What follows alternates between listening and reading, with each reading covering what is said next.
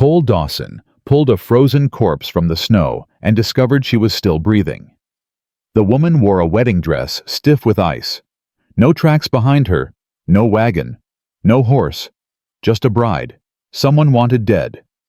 He carried her home to his motherless children, laid her by the fire, and made a choice that would cost him everything. He would not let her die.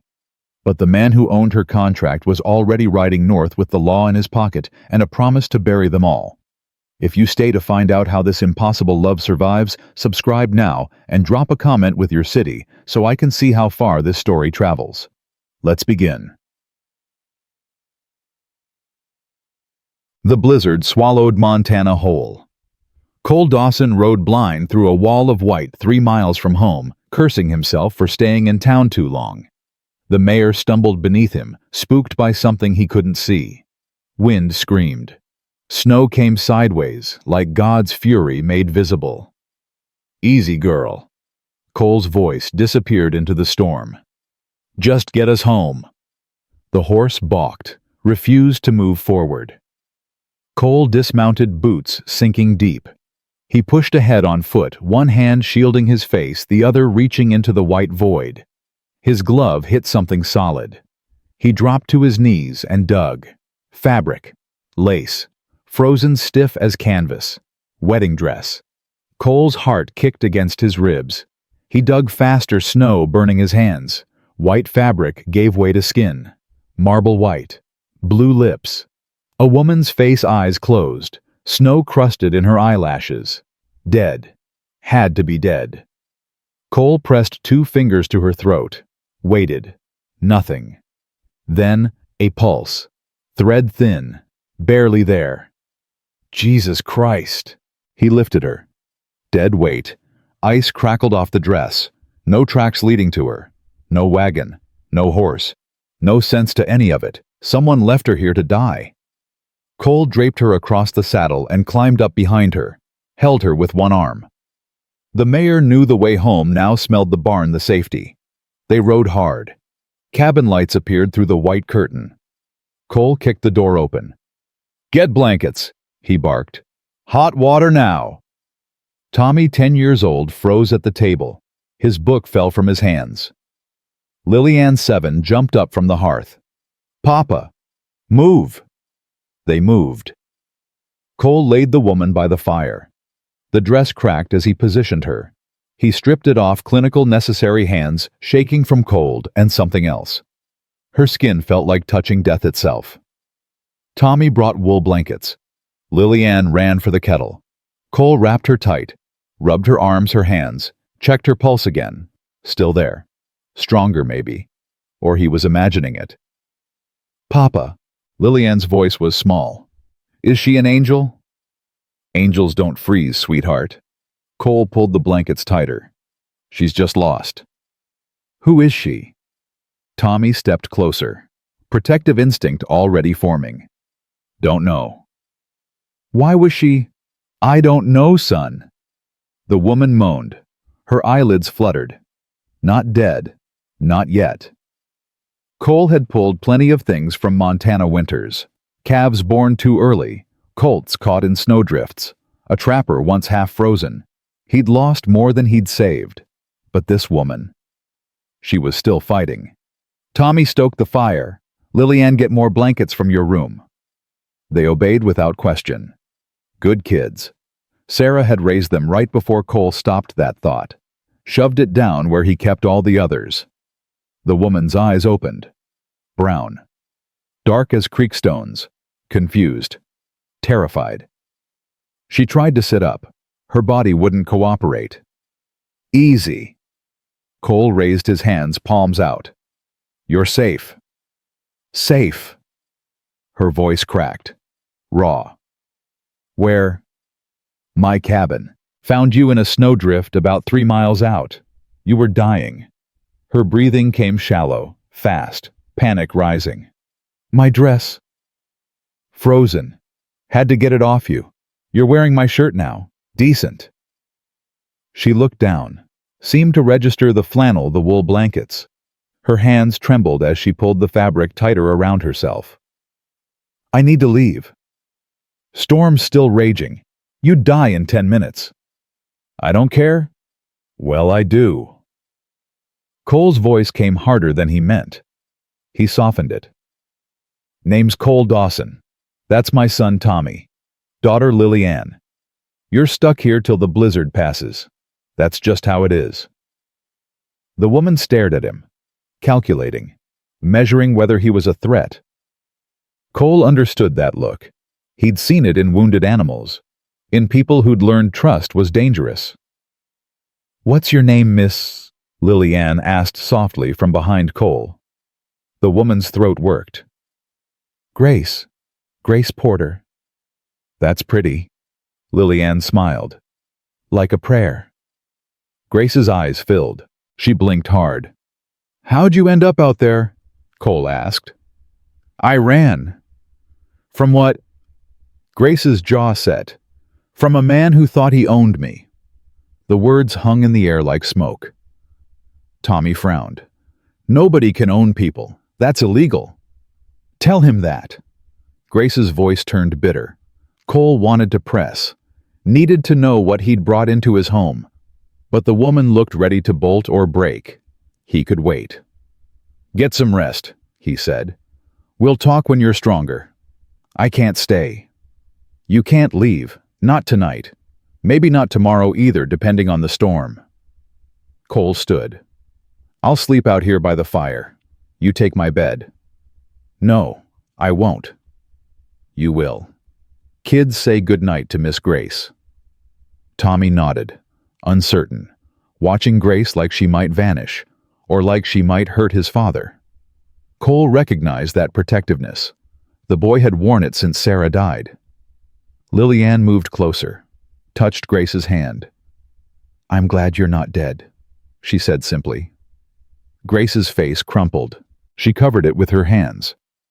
Lily Ann looked at Cole confused. It's okay. Cole put his hand on his daughter's shoulder. Sometimes people cry when they're relieved. Come on. Bed. He shepherded the children up the ladder to the loft, got them settled. Lily Ann kept looking down at Grace through the slats. Is she staying, Papa? For now. What if the bad man comes looking? Then he'll deal with me. Tommy's voice came quiet from his bunk. Mama wouldn't want us to turn her away. Cole's throat tightened. No, she wouldn't. He climbed back down. Grace hadn't moved, still sat wrapped in blankets, staring into the fire. You should sleep, Cole said. I can't. Try anyway. He'll come looking. Let him. Grace turned to face him. You don't understand what you're risking. Maybe not. But I understand this. I don't leave people to die. And I don't hand them over to men who tried to kill them. You don't know that. A woman doesn't end up in a blizzard in a wedding dress by accident. Cole's voice went flat. Someone left you there. Or you ran from someone bad enough that freezing to death looked better. Grace said nothing. Get some sleep, Miss Porter. Morning's soon enough for the rest. He turned away, started banking the fire for the night. Thank you. Her voice barely reached him. Cole nodded. Didn't trust himself to speak. He'd made a choice tonight. Pulled her from the snow. Brought her home. Given his word she was safe here. Out in Montana territory, a man's word was iron. Cole settled into the chair by the fire. Watched Grace finally close her eyes. Watched her breathing even out. The storm howled outside. Somewhere someone was looking for her. Let them come. Morning arrived gray and bitter. The storm had gentled to steady snow, but drifts piled against the cabin walls spoke of a night that had tried to kill anything left outside. Cole woke with his neck cramped from the chair. Grace was already awake, standing at the window in his shirt and a borrowed pair of Tommy's old trousers. Too big, rolled at the ankles. How long have you been up? Cole asked. She didn't turn. Hour, maybe more. Storm's easing. I know. Cole stood, stretched, started the morning fire properly, put coffee on, The familiar motions steadied him. You hungry? I should go. You should eat. I've imposed enough. Miss Porter. Cole faced her. You can't walk 3 miles in this snow. You've got no coat, no boots, and whatever you're running from, it's still out there. He poured coffee, held out a cup. So, you'll eat, you'll rest, and when you're strong enough and the roads are clear enough, we'll figure out what comes next. Grace took the coffee, hands wrapped around the tin cup like it was life itself. I'm not a charity case. Didn't say you were. I'll work, earn my keep. You nearly died last night. You can rest one day. I don't take handouts. Cole almost smiled. Good. Neither do I. But sometimes we take mercy. There's a difference. Grace studied him over the rim of her cup. Why are you helping me? Because I found you dying and I'm not an asshole. A sound escaped her, almost a laugh, rusty, like she'd forgotten how. Footsteps creaked overhead, the children waking. They're going to ask questions, Grace said quietly. Kids do that. What will you tell them? The truth. You needed help. We're giving it. Lillian's face appeared at the edge of the loft upside down. Is Grace still here? I'm still here. Grace's voice was gentler for the child. Lillian scrambled down the ladder. Tommy followed slower, watchful. I dreamed you were an ice princess, Lillian announced. I'm not a princess, just a person. Papa makes good pancakes. Are you hungry? Grace looked at Cole. Something passed between them. Not trust yet, but maybe the beginning of it. I could eat, Grace said. Cole cooked. The children set the table. Grace watched, taking mental notes on where things were kept, how the household ran. Already figuring out how to make herself useful. They ate together. Quiet meal. Tommy kept shooting glances at Grace, measuring her, deciding if she was a threat. Smart boy. Papa. Tommy set down his fork. When will the roads be clear? Few days maybe. Depends on the snow. And then Miss Grace leaves. Grace opened her mouth. Cole beat her to it. That's up to Miss Grace. 4 pairs of eyes turned to her. Grace set down her own fork, took a breath. I'm in trouble, she said simply. The kind that follows you. If I stay, I bring that trouble here. To you. To your children. What kind of trouble? Tommy asked. Tommy. Cole's voice held a warning. It's okay. Grace met the boy's eyes. Fair question.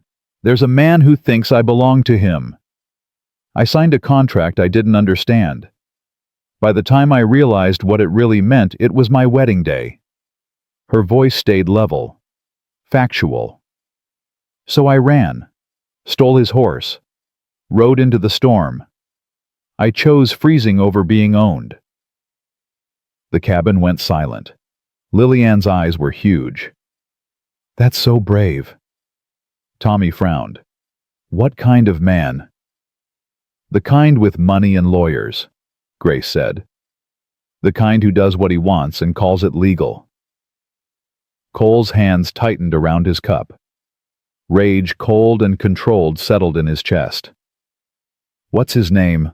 Warren Kent. The cup shattered in Cole's grip. Tommy jumped. Lillian gasped. Papa!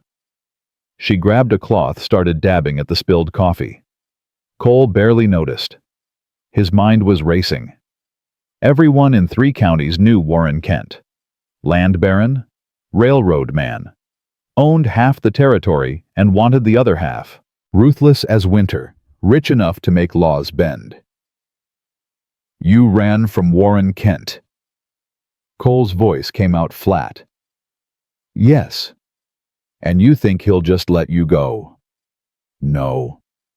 Grace's eyes met his. I know he won't.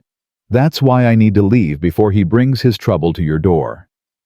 Cole stood, walked to the window, stared out at the white landscape. His land, his home, his children, everything he had left after Sarah died. Kent could take it all. Had the money, had the lawyers, had the territory's most powerful men in his pocket. But Cole had seen Grace's face last night. The blue lips, the frozen skin. Someone had tried to kill her, and she'd chosen death over belonging to Kent. That told him everything he needed to know. He turned back. "You're not leaving." Grace stood. "You don't understand."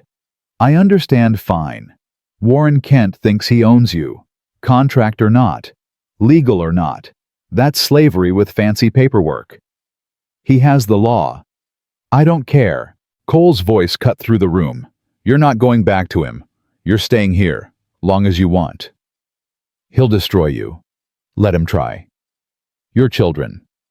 My children are learning what it means to stand up for what's right, even when it costs something." Tommy straightened in his chair. Proud. Scared. But proud. Lillian looked between her father and Grace. "Does this mean Grace is staying?" Cole kept his eyes on Grace. "If she wants." Grace's hands trembled. "Why? You don't even know me."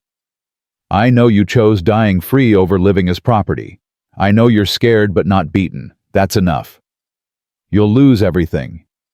I've already lost everything that mattered. Sarah, 4 years of just existing instead of living." His voice roughened. "But my kids, they're alive again since you got here. Really alive, not just going through motions." "We like you," Lillian said softly. Tommy nodded, reluctant, but honest. "You're okay." Grace's eyes filled. She blinked hard, swallowed. "I don't know how to repay." "Don't need repayment. Just stay. Help with the kids, the house, whatever you can do. We'll call it even."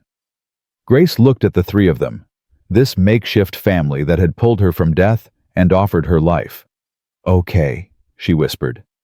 "Okay, I'll stay." Lillian cheered, ran to hug Grace's waist. Tommy smiled, small, but real. Cole nodded once. Decision made. Consequences be damned. Outside the storm was breaking. Blue sky showed through the clouds. And somewhere south, Warren Kent was probably already searching. But Cole Dawson had given his word. And in Montana territory, a man's word was iron. The next days fell into rhythm. Grace couldn't sit still. Insisted on earning her keep despite her lingering weakness. She mended clothes worn thin by hard use and harder winters. Her stitches were small, precise, professional. "You're a seamstress," Cole observed watching her work. "Was. Before." She stopped. Changed direction. "I worked in a dress shop. Until the debt." "What debt?" Grace's needle paused. Started again. "My friend got sick. Fever. I spent everything trying to save her. Doctors, medicine. None of it worked. She died anyway. But the debt didn't. That's how Kent found you. He finds all of us that way. Women with nowhere else to turn. Makes offers that sound like rescue." Her voice went bitter. "Marriage. Security. All your debts cleared. Just sign here. And the fine print? Says your property. Says he controls everything. Your money. Your movement. Your body." Grace set down her sewing. Met Cole's eyes. "I didn't see it until the wedding day. The way he looked at me, like I was a horse he'd just purchased. The way his ranch hands whispered, 'Another one. Wonder how long this one lasts.'" Cole's jaw worked. "Others before you." "3 that I know of. 1 ran. They found her in the river. Ruled it suicide." Grace's hands twisted in the fabric. "1 got sick and died. 1 just disappeared. Nobody asked questions. Warren Kent owns the sheriff. Owns the judge. Who's going to challenge him?" "I am." Grace smiled. Sad. "You're 1 rancher. He's an empire. We'll see." That night, Grace helped Lillian with her letters. The girl's face lit up when she got a word right. Cole watched from across the room pretending to sharpen tools. "You're good with her," he said after Lillian went to bed. "She's easy to love." So was her mother. Grace went still. Cole set down the whetstone. "Sarah, my wife. She died bringing Lillian into the world. Doctor said sometimes it just happens. Nothing anyone could do." He stared at his hands. "I blamed God, stopped praying, just existed after that, making sure the kids ate, keeping them warm, but not really living." "I understand that." Grace's voice was soft. "After my friend died, I did the same thing. Just motions. Just survival." "What was her name?" "Catherine. Everyone called her Kitty." Grace's smile was distant. "She was the only family I had. Orphanage didn't count. That was just walls and rules and cold." "You have family now." Grace looked up. Cole was watching her. "If you want it," he added. Before she could respond, Tommy called down from the loft. "Papa, is Miss Grace going to teach me reading too?" "If she wants." "I want." Grace's voice carried up. "Tomorrow, after breakfast." "Okay." Satisfied, Tommy settled. Cole and Grace sat in comfortable silence. Fire crackling, wind outside gentle now. "Thank you," Grace said finally. "For what?" "For seeing me. Not just my trouble. Not just what I'm running from, but me." Cole nodded. Didn't trust himself with more words. He'd been frozen solid for 4 years. Heart locked away with Sarah. But something was thawing, and it terrified him. 1 week passed, then another. February thaw came early. Snow turned to mud. Trails became passable, which meant Kent could travel. Cole knew it was coming, prepared for it, checked his rifle, made sure ammunition was dry, told Tommy where the extra supplies were hidden. "If men come and I'm not here, you take your sister and Grace to the Doyle place. Understand?" Tommy's face went pale. "Papa?" "Understand." "Yes, sir." Grace caught the conversation. Waited until Tommy was outside before confronting Cole. "You're expecting him." "Roads are clearing." "I should go. Before—" "No." Cole's voice was iron. "We've been through this. You don't know what he's capable of." "Then I'll find out." "Cole." Grace grabbed his arm. First time she'd touched him voluntarily. "Please. I can't watch him destroy you." Cole covered her hand with his. "He won't." "You can't promise that." "I can promise I'll fight. That's all any of us can do." Grace's eyes searched his face. Why risk everything for me?" Cole opened his mouth, closed it. Too much to say. Too soon to say it. "Because it's right," he said finally. Not the whole truth, but truth enough. Grace pulled her hand back, nodded, but her face said she didn't believe him. That afternoon, Henry Doyle rode up. Old rancher, honest man, neighbor for 15 years. His wife Martha had been Sarah's closest friend. Henry dismounted, studied Grace through the window. "Didn't know you had company, Cole." "She's helping with the kids." Henry's eyes were knowing. "Town's talking." "Let them talk." "It ain't the talking that worries me." Henry's voice dropped. "Warren Kent was in Redemption Flats yesterday, asking questions, showing that picture. Says his bride ran off with his best horse." Cole's blood went cold. "What did people tell him?" "Most folks don't know nothing. But—" Henry hesitated. "Mrs. Talbot at the general store mentioned seeing you ride in that day. With a woman." "Jesus." "Yeah." Henry glanced at the cabin again. "Cole, I know you. You found someone in trouble and you helped. That's who you are. But Warren Kent, I know who he is. Do you? Because he don't just have money. He's got the territorial governor in his pocket. He's got judges, sheriffs. He can call your homestead claim invalid. He can say you stole his horse, which technically you did if she rode it here." She was dying. "I know that, you know that. but the law won't care. Henry put his hand on Cole's shoulder. I'm saying be careful. Martha and I were here if you need anything. But Cole, this might be a fight you can't win. Thanks for the warning. Henry tipped his hat, started to mount, paused. For what it's worth, she looks happy here. First time I've seen your kids really smile since Sarah died. He swung into the saddle. Just be smart about this. After Henry left, Cole walked back inside. Grace stood frozen at the window. She'd heard everything. I'm leaving tonight, she said. No. He knows I'm here. He suspects, doesn't know for sure. It's only a matter of time. Then we'll use that time to figure something out. There's nothing to figure out. Grace's voice rose. He has the law. He has money. He has... And I have the truth.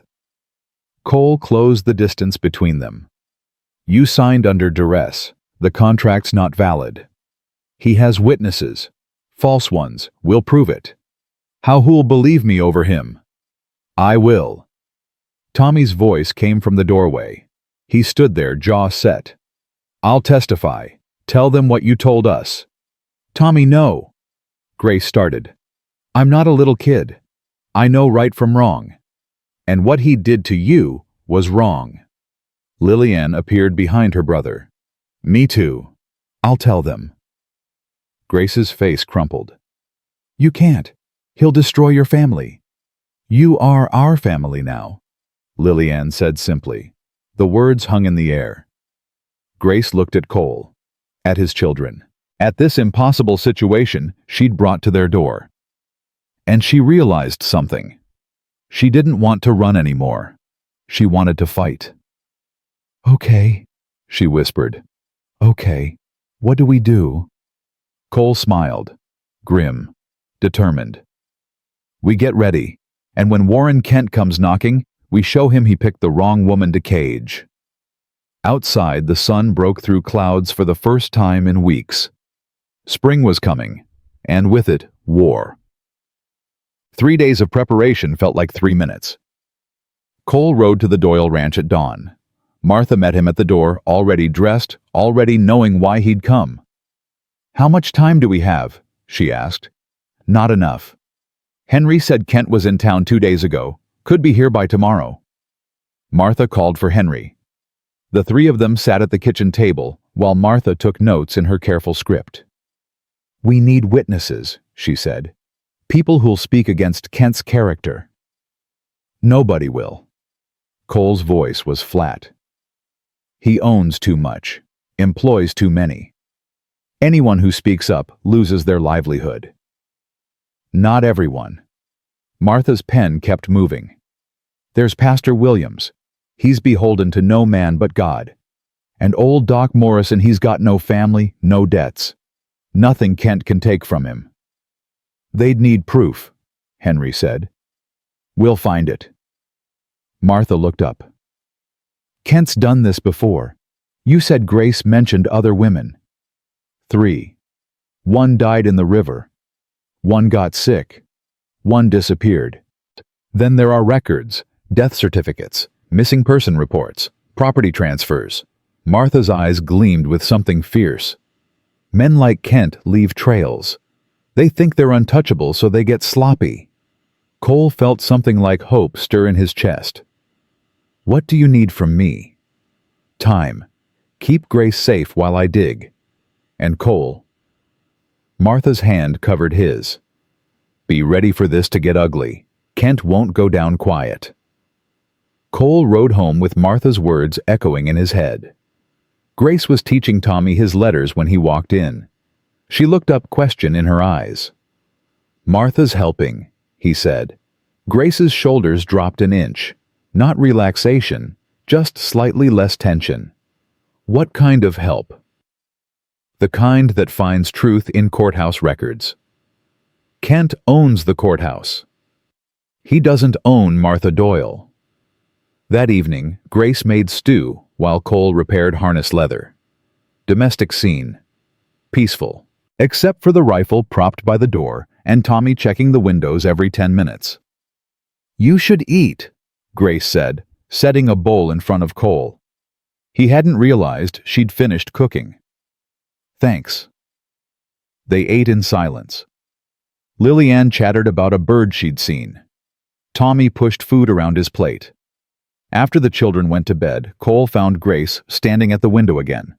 She did that now, watched the tree line like Kent might materialize from the shadows. "He's not coming tonight," Cole said. "You don't know that." "I know he'll make an entrance, middle of the day, wants witnesses, wants everyone to see him take back what's his." Cole's voice hardened on the last word. Grace turned. "I need to tell you everything. Before he gets here. Before you're in too deep." "I'm already in." "Not like this." Grace moved to the table, sat, folded her hands like she was about to testify. "The contract I signed, it wasn't just marriage. It gave him control of any property I inherited, any money I earned, my physical person." "That's slavery." "It's legal. I checked after. Territorial law allows debt contracts that supersede normal marriage rights if both parties consent." "You didn't consent. You didn't know." "I signed it. Witnesses saw me sign it. That's all that matters to the law."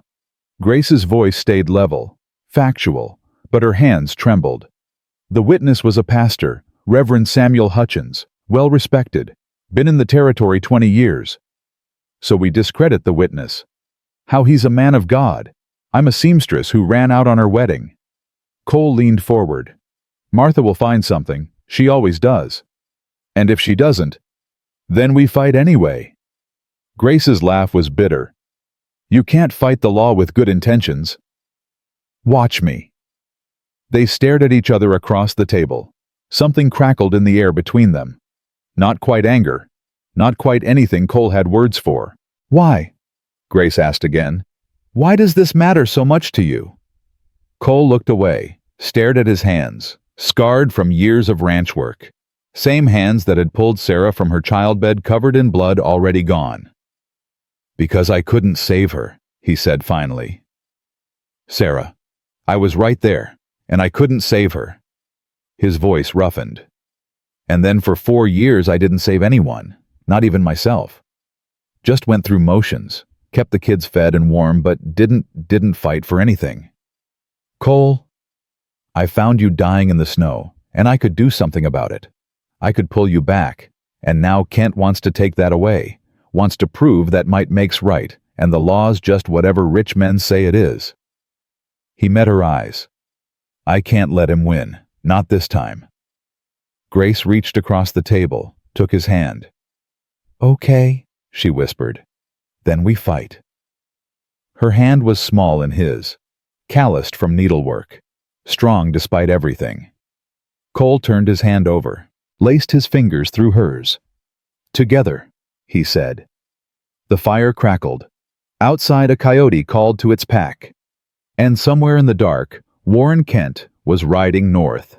Morning came too fast and too slow at once. Cole was checking the barn when he heard horses. 3 riders. Not Kent's party, too few, but not friendly either. Sheriff Perkins led them. Weak-chinned man who'd sold his spine years ago. Behind him, 2 deputies Cole didn't recognize. Grace appeared in the cabin doorway, saw the riders. Her face went white. "Stay inside," Cole called. "Kids, too." She disappeared back in. Perkins dismounted. Didn't meet Cole's eyes. "Cole Dawson." "You know who I am, Bill." "Got a complaint filed. Warren Kent says you're harboring stolen property. 1 horse and 1 woman who broke a legal contract. The woman's name is Grace Porter. She's not property. Law says different." Perkins finally looked at him, miserable, cornered. "I got papers here. Court order. Says she has to return with me to Redemption Flats. Face charges." "What charges?" "Theft, breach of contract, fraud." "Fraud?" Cole's voice rose. "She signed under duress." "Don't matter, she signed." Perkins gestured to the cabin. "Bring her out. We'll do this peaceful." "No." The deputies' hands moved to their guns. "Cole!" Perkins' voice held warning. "Don't make this harder." She's not going back to him. She don't got a choice. Everyone has a choice. The cabin door opened. Grace stepped out. No. Cole moved to block her. Get back inside. It's okay. Her voice was steady. Too steady. The kind of steady that came before breaking. I'll go. Grace? I won't let him hurt your children. She looked past Cole to the sheriff. I'll come, but I want your word no one here gets charged as accomplice. Perkins nodded, relieved. You got it. No. Cole grabbed Grace's arm. You can't. I have to. Grace's eyes met his. Brown, deep, resigned. This was always going to end this way. Then I'm coming with you. Cole, the kids! Henry! Cole shouted. Within 5 minutes, Henry appeared through the trees. Must have been watching. Waiting. Take Tommy and Lillian to Martha. Keep them there till I get back. Henry nodded, moved to the cabin, came out with both children. Tommy struggling, Lillian crying. Papa, no. Lillian reached for him. It's okay, sweetheart. I'll be back soon. Don't let them take her. Tommy's voice cracked. Papa, please. I'm going with her. I won't let anything happen. Henry had to physically carry Tommy to his horse. The boy's face was fury and fear, and something close to betrayal. Grace watched them go, tears streaming down her face. I'm sorry, she whispered. I'm so sorry. Saddle up, Perkins said. Both of you. We ride now. The trip to Redemption Flats took 4 hours. Grace rode with her wrists bound. Cole beside her. Unbound, but might as well have been chained. They didn't speak. What was there to say? But once Grace's horse stumbled, Cole reached out, steadied her, their eyes met. I won't let him take you, Cole said. Grace didn't answer. Redemption Flats came into view at noon. Main Street lined with false front buildings, church steeple pointing at God like an accusation, and in front of the hotel, Warren Kent waited. Tall, handsome, expensive suit. Smiled like he'd already won. Miss Porter. His voice was silk over steel. Welcome home. This isn't my home. Grace's voice didn't shake. The law disagrees. Kent produced papers, showed them to Perkins. Everything in order, Sheriff. Yes, sir. Excellent. I'll take custody now. Like hell. Cole moved between them. Kent's smile never wavered. And you are? The man who found her dying in the snow, left there by someone. Wonder who that was. Careful friend. Kent's eyes went cold. Slander's a crime. So's attempted murder. I attempted nothing. Miss Porter made poor choices, stole my horse, rode into a blizzard, natural consequences. You left her to die. I reported her missing, filed proper paperwork. How she ended up frozen in a snowbank is her own doing. The crowd had gathered now. Saturday meant market day. Everyone in town hearing this. Cole saw Mrs. Talbot from the general store. Reverend Miller. Doc Morrison. Faces he knew. Some sympathetic. Most just hungry for scandal. This woman signed a legal contract, Kent announced to the crowd. Binding before God and man. She broke that contract. Stole my property.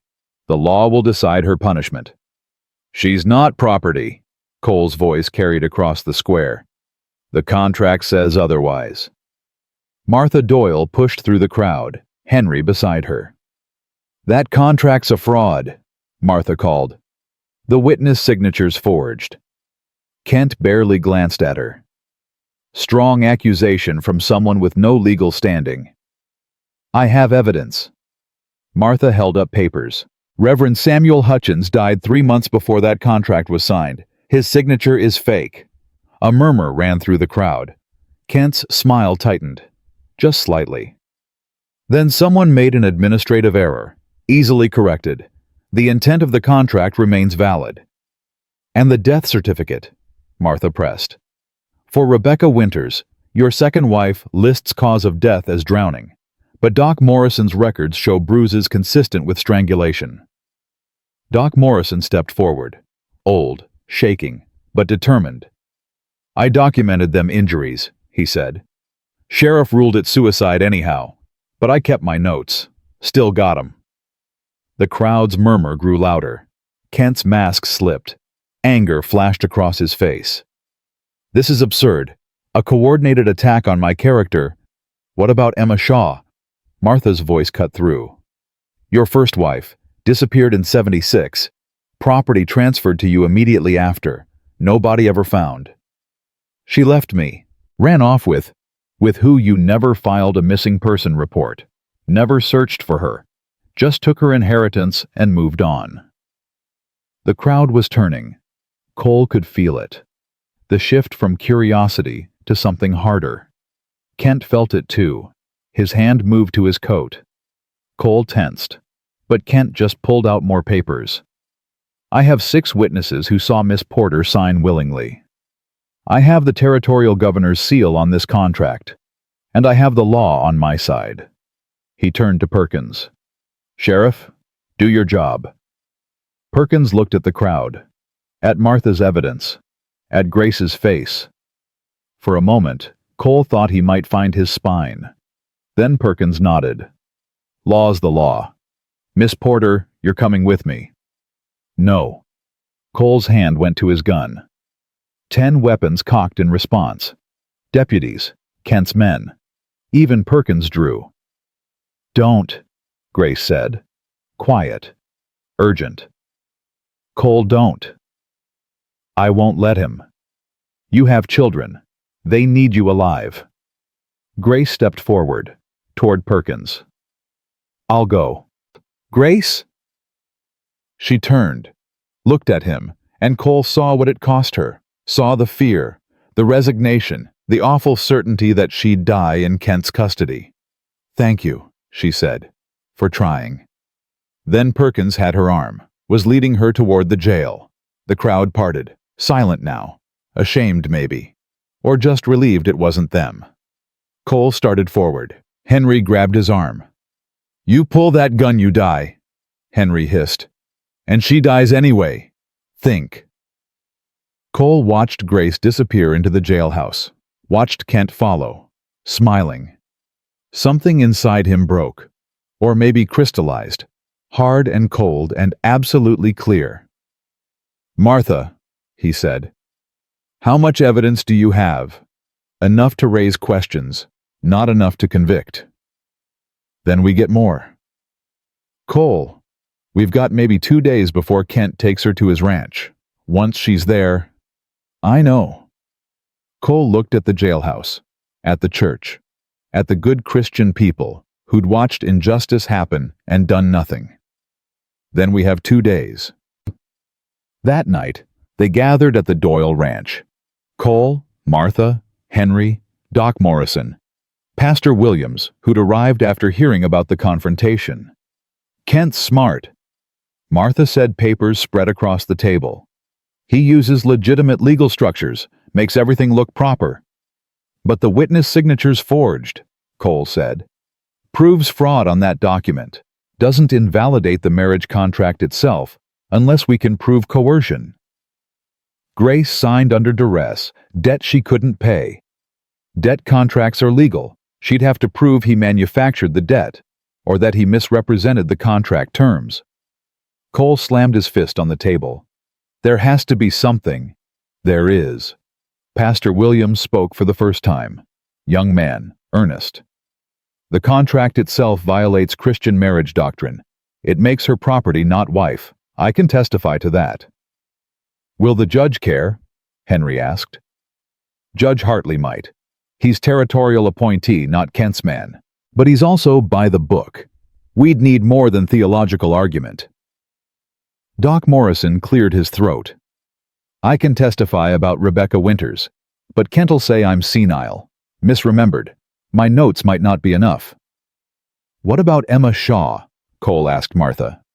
No body, no proof of foul play, just suspicious circumstances. Cole stood, paced. So we have forged signatures, suspicious deaths, and theological arguments against a man who owns the sheriff and half the territory. Yes, Martha said simply. Then we go public. Force the judge to hear the case. Make it so big Kent can't bury it. How? Cole smiled. No warmth in it. Grace isn't the only one who can make a scene. The next morning, Cole rode into town alone, walked straight to the church. Pastor Williams was inside preparing for Sunday service. I need a favor, Cole said. Williams turned. Name it. I need you to marry me. The pastor blinked. To who? Grace Porter, today, in front of the whole town. She's in jail and legally bound to Kent. His contract's fraud, we'll prove it. But right now I need to show everyone that she chooses me. That this isn't about property or debt or legal manipulation. It's about two people choosing each other. Williams stared at him. Kent will go insane. Good. You could be arrested, both of you.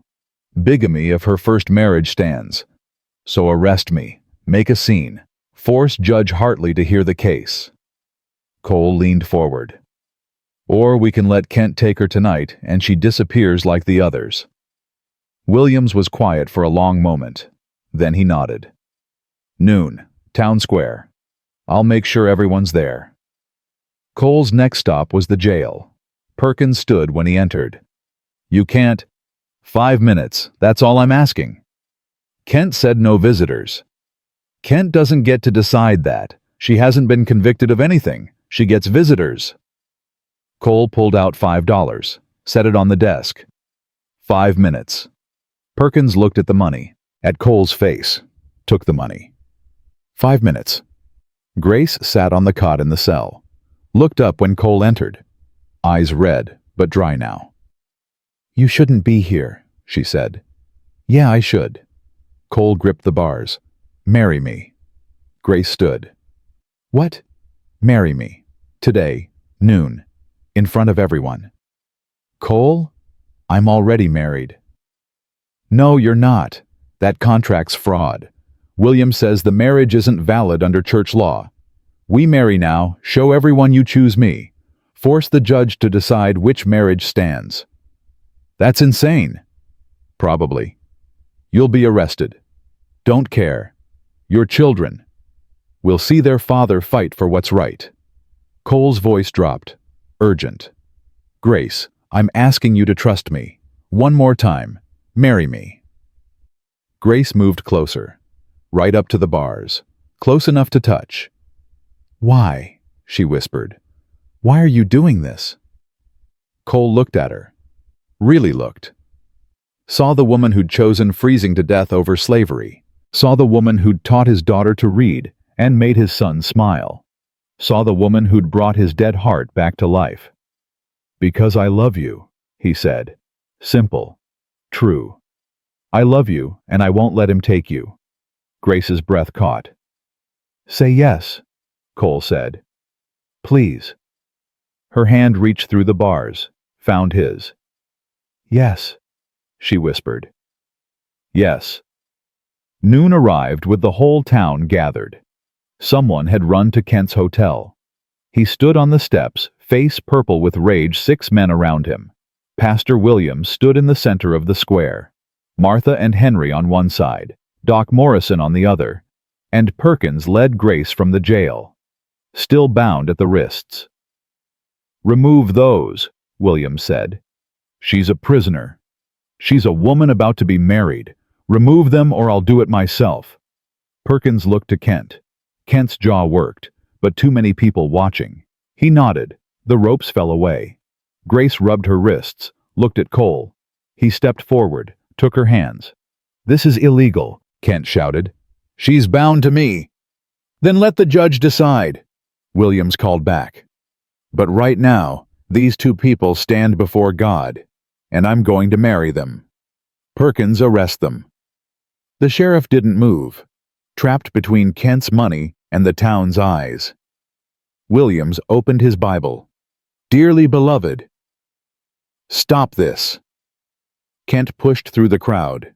She's mine, I own her. You own nothing, Cole said, voice carrying. She's not property, she's a woman, and she chooses me. Kent's hand went to his gun. 10 men stepped forward. Henry, Doc Morrison, other ranchers Cole knew, neighbors, good men who'd stood silent until now. That'd be murder, Kent, Henry said. In front of witnesses, you willing to hang for her? Kent's hand froze. The moment stretched. Then Judge Hartley's voice cut through the tension. Enough. He pushed through the crowd, old, gray, stern. What the hell is going on here? Everyone started talking at once. Kent shouting about property rights. Martha presenting evidence. Grace silent, still holding Cole's hands. Hartley raised his hand. Silence fell. Sheriff, take both Miss Porter and Mr. Dawson into custody. Protective custody, he emphasized.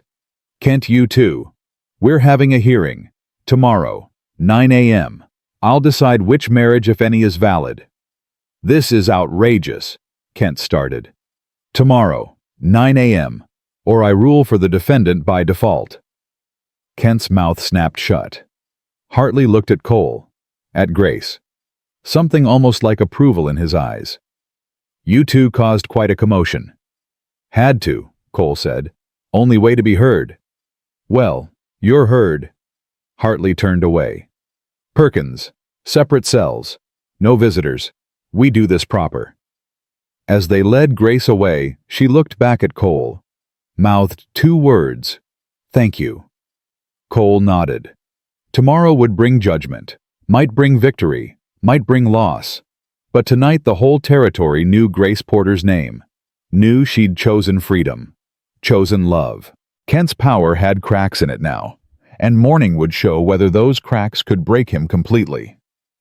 The cell was cold stone and iron bars, and the smell of old fear. Grace sat on the cot and tried not to think about what came next. Tried not to picture Kent's face when the judge ruled in his favor. Tried not to imagine being dragged back to that ranch, that house, that life that wasn't a life at all. She'd been in worse places. The orphanage had been colder, lonelier. At least here she had hope. Cole loved her. He'd said it in front of the whole town, staked everything on those 3 words. Grace wrapped her arms around herself and let herself feel it.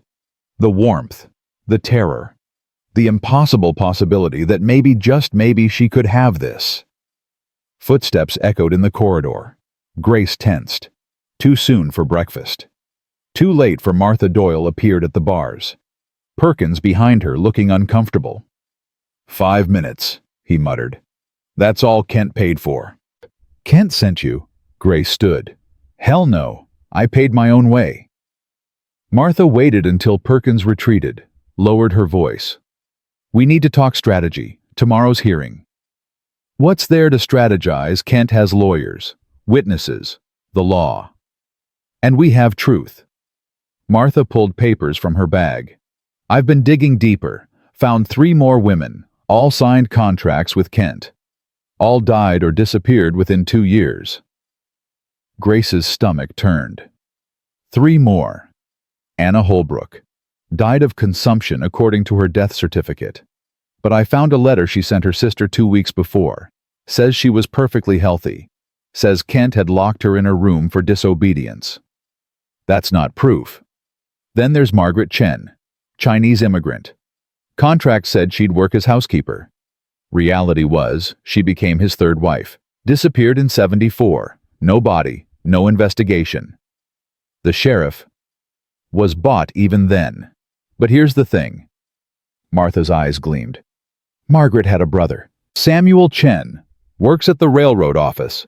He's been collecting evidence for 9 years, waiting for someone to listen. Hope flickered in Grace's chest. Will he testify? Already agreed, soon as he heard about you. Martha pulled out more papers. And I found something else. The debt that trapped you. The medical bills for your friend Catherine. Kitty. Her name was Kitty. Those bills were paid by an anonymous benefactor, 2 weeks before you signed Kent's contract. Grace's world tilted. That's not possible. The doctor said. The doctor lied, or was lied to. Either way, you had no debt when you signed, which means Kent manufactured it, which means the contract was fraud from the beginning. Can you prove it? Bank records show the payment, from an account traced back to one of Kent's shell companies. Martha's smile was sharp.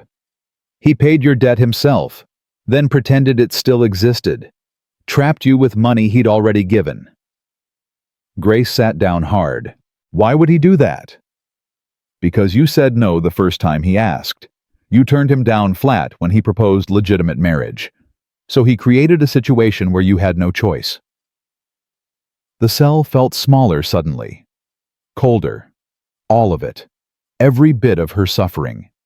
Manufactured. Orchestrated. Because she'd said no. Are you okay? Martha's voice gentled. I will be. Grace looked up. After we destroy him.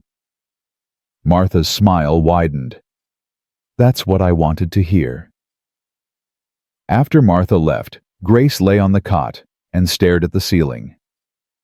Tomorrow would decide everything. Her freedom. Her future. Cole's ranch. His children's home. Too much riding on one judge's decision. Sleep came in pieces. Fractured dreams of snow and wedding dresses, and Kent's cold smile. She woke to Perkins unlocking her cell. Time for court. Grace stood, smoothed her borrowed dress. Martha had brought it last night. Simple, respectable. The kind of dress honest women wore. Grace hoped it was armor enough. The courthouse was packed, every seat filled, people standing along the walls. Grace recognized faces from town. Mrs. Talbot from the general store, Reverend Miller, ranch hands and shopkeepers and farmers who'd come to see justice or scandal or whatever this turned out to be. Cole sat in the front row, stood when he saw her. Their eyes met across the room. He nodded once, steady, sure. Grace tried to draw strength from it. Kent sat on the opposite side. 3 lawyers arrayed around him like a wall. He looked relaxed, confident. Man who'd already won and was just waiting for the world to catch up. Judge Hartley entered. Everyone rose. Sit. Hartley's voice brooked no argument. He settled behind his bench, studied the packed room. We're here to determine the validity of 2 contracts. Marriage contract between Warren Kent and Grace Porter. An alleged second marriage attempt between Grace Porter and Cole Dawson. He looked at Kent. Mr. Kent, present your case. Kent's lead lawyer stood. Tall man, silver-haired, voice smooth as river stones. Your Honor, the facts are simple. Miss Porter entered into a legal contract with my client. Marriage in exchange for debt forgiveness. She signed willingly. Witnesses confirmed her consent. The contract was notarized and filed with the territorial clerk. He produced documents, passed them to the judge. 3 days after the wedding ceremony, Miss Porter stole my client's horse and fled, abandoning her legal obligations. Mr. Dawson harbored her knowing she was bound to another man. Yesterday they attempted an illegal second marriage.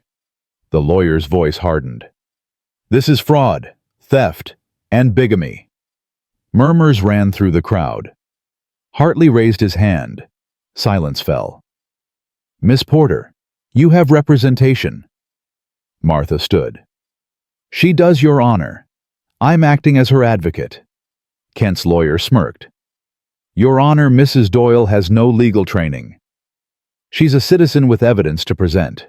I'll allow it. Hartley looked at Martha. Proceed. Martha stepped forward, calm, prepared. Your Honor, this contract is invalid for 3 reasons. First, the witness signature is forged. Reverend Samuel Hutchins died 3 months before signing this document. Second, Miss Porter signed under false pretenses. The debt she believed she owed had already been paid by Mr. Kent himself through a shell company. He manufactured her desperation. Kent shot to his feet. That's a lie.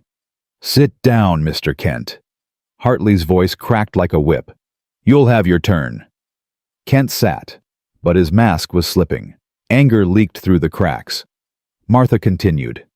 Third, the contract violates territorial marriage law. It grants Mr. Kent complete ownership of Miss Porter's person and property. That's not marriage. That's slavery with a certificate. She handed papers to the judge. Bank records, death certificates, Samuel Chen's testimony written and notarized. Furthermore, Your Honor, Mr. Kent has a pattern. 6 women in 12 years. All signed similar contracts. 3 are dead. 2 disappeared. Only 1 escaped, and she's sitting in this courtroom. The crowd erupted. Shocked voices. Kent's face went purple. Hartley banged his gavel. Order, I will have order. Silence crashed down. Hartley read through Martha's evidence. His face stayed neutral, but his jaw tightened with each page. Finally, he looked up. Mr. Kent, you want to respond to these allegations? Kent's lawyer tried to speak. Kent waved him off. Stood. Your Honor, I'm a businessman. I've provided opportunities for desperate women, given them security, respectability. If some of them proved ungrateful, if tragedy befell them, that's not my fault. Tragedy. Martha's voice cut across the room. Anna Holbrook locked in her room. Margaret Chen disappeared without trace. Rebecca Winters drowned with strangulation marks on her neck. That's not tragedy. That's murder. You can't prove. I can prove you paid Grace's debt yourself, then pretended it still existed. I can prove you forged a pastor's signature. I can prove you've done this before. Martha's voice rose. And I can prove you left her to die in that blizzard. She stole my horse, I searched for her. You filed a missing property report, not a missing person report. You reported the horse stolen and her as collateral damage. Martha turned to the judge. Your Honor, there's a witness, ranch hand who worked for Kent. He's prepared to testify. Kent ordered men to escort Miss Porter out of town. Drop her in the snow. Let nature take its course. The courtroom exploded. Hartley's gavel cracked like thunder. I said order. Kent was on his feet. Lies, all lies. Some disgruntled employee. His name is Marcus Webb. He's waiting outside, ready to testify under oath. I'll destroy him. Kent stopped. Realized what he'd just said. Hartley's eyes went cold. You'll destroy him. For testifying. I didn't mean. Sit down. Kent sat, but his control was gone now, shattered. He looked like what he was, a predator cornered. Hartley turned to Grace. Miss Porter, stand. Grace stood, legs shaking, but she stood. Did you sign this contract willingly? I thought I had no choice, Your Honor. I thought I owed a debt I couldn't pay. Mr. Kent said marriage was the only way. Did he explain the contract terms? No, sir. He said it was standard. I couldn't read the legal language. I trusted. Her voice broke. I trusted him. Did you love him? The question hung in the air. Grace met Kent's eyes. No, I feared him. And yet you agreed to marry him. Desperate people make desperate choices. Grace's voice steadied. But I'd rather die free than live as property. That's why I ran. And Mr. Dawson? Grace looked at Cole. He was watching her with everything written on his face. Love. Fear. Hope. He saved my life. And then, she swallowed. Then he gave me a reason to want to be alive. Do you love him? Yes. Enough to marry him, knowing it might cost him everything. No. Grace's voice cracked. I told him not to, begged him. But he insisted. He's risking his land, his children's home, his freedom for me, because he believes I deserve to choose my own life. The courtroom was silent, waiting. Hartley looked at Cole. Mr. Dawson, anything to add? Cole stood. Just this, Your Honor. Grace Porter is the bravest person I've ever met. She chose death over slavery, chose truth over safety, and she brought my family back to life. If loving her is a crime, then I'm guilty. But I'm not sorry." He sat down. Hartley studied them, then Kent, then the evidence spread before him. "I need to deliberate. Court will recess for 1 hour." Everyone stood as the judge left. The crowd erupted into conversation. Kent stormed out, lawyers trailing him. Grace felt her knees give out. Martha caught her. "You did good," Martha whispered. "Real good." Cole pushed through the crowd, reached for Grace. Their hands met. "Whatever happens," he started. Don't say it." "I need you to know." "I know." Grace squeezed his hand. "I know." Perkins separated them. "Back to cells till the judge decides." Cole resisted. "Just 1 more minute." "Now Dawson." They led Grace away. She looked back. Cole was watching. Always watching. The cell felt colder this time. More final. Grace sat and waited and prayed to a God she wasn't sure listened to women like her. Please let this work. Not for me, for Cole, for those children. They've lost enough." Time crawled. Finally footsteps, Perkins unlocking the door. "Judge is ready." Grace walked back into the courtroom on numb legs. The crowd had swelled. Word had spread. Everyone wanted to see how this ended. Hartley entered. Everyone rose.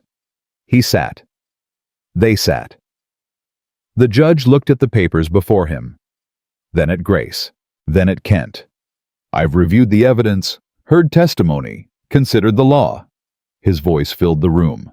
"The contract between Warren Kent and Grace Porter is invalid." Grace's breath stopped. "The witness signature is forged. The debt was fraudulent. And the terms violate territorial marriage law and basic human dignity." Hartley's voice went hard. "Mr. Kent, you've exploited desperate women, trapped them legally, and when they tried to escape, you eliminated them." "Your Honor." "I'm not finished." Hartley leaned forward. "You thought your money made you untouchable, that the law would bend to your will. You were wrong." He looked at Perkins. "Sheriff, you will investigate every woman who signed a contract with Mr. Kent, every death, every disappearance, and you will do it thoroughly, or I'll remove you from office myself." Perkins nodded, pale. Hartley turned to Grace. "Miss Porter, you're free. The contract is void. You owe Mr. Kent nothing, not loyalty, not obedience, not your life." Grace couldn't breathe, couldn't think. Free. The word didn't feel real. As for the attempted marriage between Miss Porter and Mr. Dawson, Hartley's face softened. Barely. No legal ceremony occurred, no license was issued, therefore no bigamy charge stands. However, Grace's hope stuttered. Should Miss Porter choose to marry Mr. Dawson in the future, she's free to do so. The court recognizes no prior binding claim. The courtroom erupted. Cheers. Gasps. Kent shouting over it all. "This is corruption, I'll appeal." "Appeal all you want." Hartley stood. Court dismissed. His gavel fell like the hand of God. Perkins unlocked Grace's handcuffs. She stood there, wrists bare, hardly believing it. Cole was there suddenly, arms around her, lifting her, spinning her. "You're free. Grace, you're free." She was crying, laughing, both at once. Martha appeared, tears streaming down her face. "We did it. God, we actually did it." Henry was laughing. Doc Morrison wiping his eyes. Pastor Williams grinning like Christmas morning. The crowd pressed in, strangers congratulating her. Mrs. Talbot from the general store taking her hand. "I'm sorry," the older woman said. "I judged you. Called you fallen. I was wrong." "Thank you." Grace could barely speak. "Thank you for saying so." Reverend Miller was there too, face red with shame. "I should have spoken up sooner, should have defended you. I'm sorry." "You're saying it now. That matters." But through it all, Grace kept looking for Kent, found him by the door. His lawyers were abandoning him, literally walking away, his power crumbling in real time. He saw her watching. Their eyes met. For a moment his mask fell completely. She saw rage, hatred, the promise of revenge. Then he turned and walked out. Grace shivered despite the warmth of Cole's arms. "He's not done," she whispered. "Neither are we." Cole's voice was fierce. "Let him try. We beat him once. We'll beat him again." Grace wanted to believe it, tried to believe it. But she'd seen Kent's face, seen the promise there. This wasn't over. They gathered at the Doyle Ranch that night. Celebration mixed with wariness. Victory tasted sweet, but felt fragile. Tommy and Lillian threw themselves at Grace the moment she walked in. She caught them both. Held on tight. "I knew Papa would save you," Lillian said. "We all saved each other," Grace replied. Tommy looked up at her, serious. "Are you gonna leave now?" "Do you want me to?" "No. Fast. Fierce. Stay. Please." "Okay." Grace's throat tightened. "I'll stay." Martha made dinner. Henry opened whiskey. They toasted Grace's freedom. Cole's courage. The truth prevailing. But underneath, tension hummed. "Kent's not going to just accept this," Henry said what everyone was thinking. "The judge ordered an investigation," Martha said.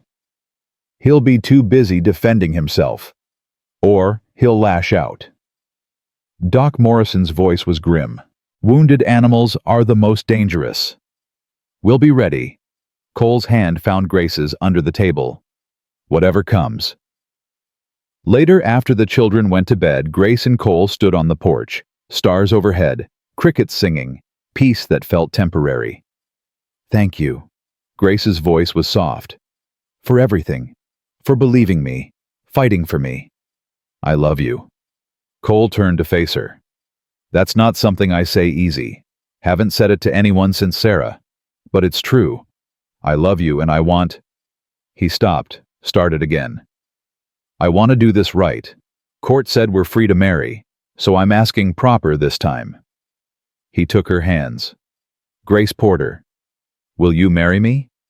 Not because of contracts or desperation or anyone forcing you, just because you want to." Grace looked at this man who'd pulled her from death, who'd risked everything, who'd taught her what love could look like when it was real. "Yes." Her voice was sure. "Yes, I choose you." He kissed her then, gentle, reverent, like she was precious. When they pulled apart, Grace rested her forehead against his. "But not yet," she whispered. "Not until this is really over. I won't bind you to me while Kent's still a threat." "Grace. Please. When we marry, I want it to be just joy, not fear, not waiting for him to destroy us. Let me have that." Cole wanted to argue. She could feel it. But he nodded. "Okay, we wait. But not long. I've waited 4 years to feel alive again. I'm not waiting forever." Grace smiled. "Just until it's safe." They stood together in the dark, holding each other, neither one saying what they both knew. With men like Warren Kent, it might never be safe. But sometimes you fought anyway. 2 days later, word came from town. Kent had left, sold his property, took his money, and disappeared north into the territories. Grace heard the news from Martha and felt relief crash over her. It was done, really done. He was gone. "Just like that?" she asked. "Just like that?" Martha smiled. "Investigations scared him off. He knew what we'd find if we kept digging, so he ran." "Good riddance," Henry said. That night, Grace let herself believe it. Let herself think about the future. Marriage, family, peace. She was in the kitchen making bread when Lillian called from outside. "Grace, come see." Grace wiped flour from her hands, walked out. Lillian was pointing at the garden, the one Grace had been planting. Seeds she'd put in the ground 2 weeks ago, hoping she'd be alive to see them grow. Tiny green shoots pushed through the soil. Grace knelt, touched the small leaves. Proof of life. proof of future. They're growing, Lillian breathed. Your plants are growing. They are. Grace felt tears sting her eyes. Happy tears this time. They really are. Cole appeared behind them, saw what they were looking at, saw Grace's face. Guess that means you're staying, he said. Guess it does. He pulled her to her feet, kissed her in front of his daughter and God and anyone who cared to look. Grace kissed him back, tasting hope, tasting home. Marry me, Cole said against her lips. Tonight. Tomorrow. I don't care. Just marry me.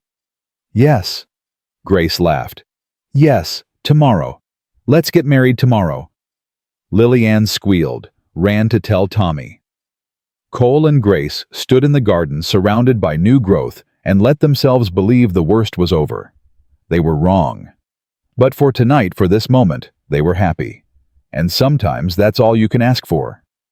The sun set, gold and orange painting the Montana sky like a promise. Grace watched it and thought about frozen blizzards and wedding dresses and men who thought they could own people. She'd survived all of it, and tomorrow she'd marry the man who'd shown her what freedom really meant. Not just absence of chains, but presence of choice. The ability to say yes because you wanted to, not because you had no other option. What are you thinking? Cole asked. That I'm grateful, Grace said. For the blizzard, for you finding me, for all of it. Even the bad parts. Especially the bad parts. They brought me here. Cole pulled her close. They stood together watching nightfall, neither one seeing the rider in the distance. Watching. Waiting. One of Kent's men who'd been ordered to stay behind. To watch. To wait. And when the time was right to make sure Warren Kent got his revenge. Morning came soft and golden, the kind of morning that made promises feel possible. Grace woke in the loft where she'd been sleeping since coming to stay proper, and for the first time in months, she felt light.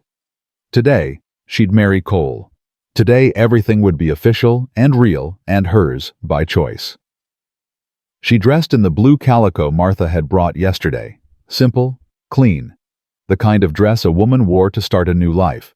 Lillian was already awake, braiding wildflowers into a crown. For your hair, the girl said, eyes shining. Every bride needs flowers. Grace's throat tightened. Thank you, sweetheart. Are you scared? No. Grace realized it was true. Not anymore. Downstairs, Tommy was helping Cole with his tie. The boy's face was serious, concentrated. You gotta look good, Papa. This is important. I know, son. Cole looked up when Grace descended the ladder. His hands stilled on the tie. Just stared. You're beautiful, he said. Grace felt heat rise in her cheeks. It's just a dress. It's not the dress. Tommy made a face. You two are going to be all mushy now, aren't you? Probably, Cole said, not taking his eyes off Grace. They ate breakfast together.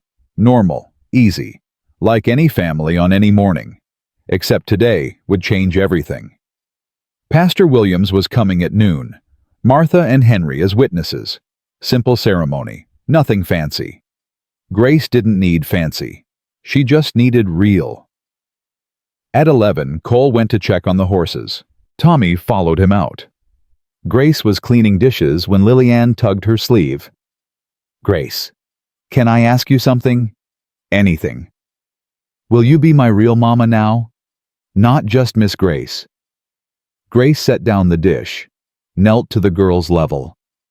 I'll be whatever you want me to be. If you want to call me Grace, that's fine. If you want to call me something else. Mama.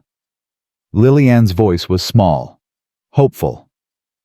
I want to call you Mama, if that's okay. Grace pulled her close.